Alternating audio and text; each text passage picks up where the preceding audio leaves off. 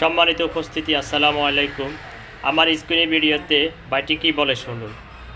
Visa নিতে ইউরোপীয় ইউনিয়নে 27টা দেশ আছে, 7টা দেশের রাষ্ট্রদূত আছে, বাংলাদেশের দূতাবাস আছে, আর 20টা হলো ভারতে। ওই সব দেশের ভিসা নিতে ভারত যাইতে হয় আমাদের।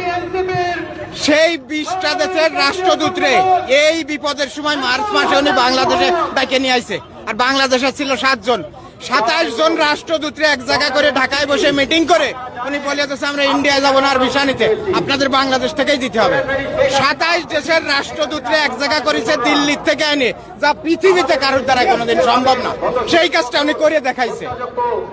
জাতিসংঘের মহাসচিব এসে 4 দিন ঘুরে বেড়ায়, নামাজ পড়ে, রোজা রাখে, শুনিছেন কোথায়? এগুলো পারিছে কেউ? রাজনীতি করে, এগুলো ভীমরতিতে ধরিছে। ভীমরতিটা কি শুনবেন? ওই যে দেখেন নাই মিডিয়ায়, উবাইদুল কাদেররে ঘুম পাড়াইতো নায়িকা ঋতু, শেখ সেলিমের ঘুম পাড়াইতো নায়িকা নিপুণ। এগেরও ভীমরতিতে ধরিছে। তাড়াতাড়ি মন্ত্রী হওয়া দরকার, এমপি হওয়া দরকার।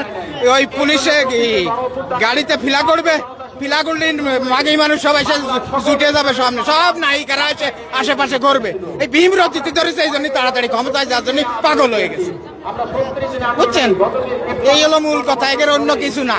এর ভীমরতিতে ধরেছে, তাড়াতাড়ি ইলেকশন দাও, তাড়াতাড়ি ক্ষমতায় যাবো, তাড়াতাড়ি সব নায়িকা এসে কাছে গেছবে।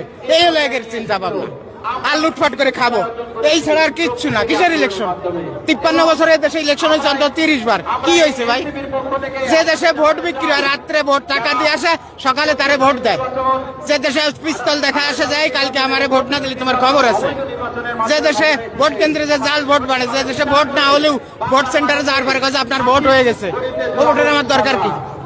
ভোটের মূল উপলক্ষ ভোট কেন্দ্র, সেখানে পাহাড়ে যায় আনসার আর পুলিশ। সেই আনসার পুলিশ নাই দেশে। যতদিন আনসার পুলিশ গঠন না হবে, তারা সক্ষমতা অর্জন না করবে ভোট কেন্দ্র পাহারা দেওয়ার, ততদিন কোনো নির্বাচন না।